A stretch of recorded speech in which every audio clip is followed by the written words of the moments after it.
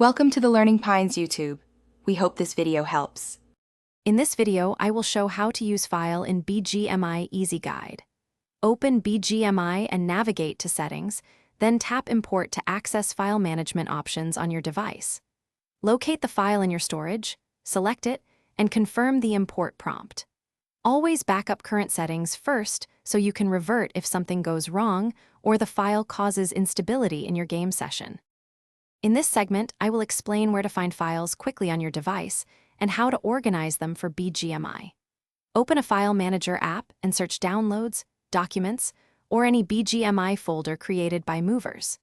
Use clear naming like Profile V1 or Graphics Boost so you know what each file does.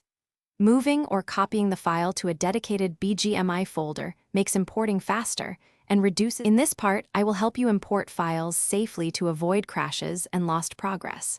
First, create a backup of your current settings so you can restore them if needed. Import one file at a time and then open Bgmi for a quick test match to ensure stability.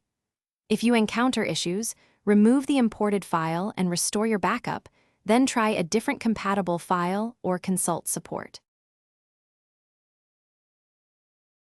Thanks for watching. Consider subscribing if we helped you.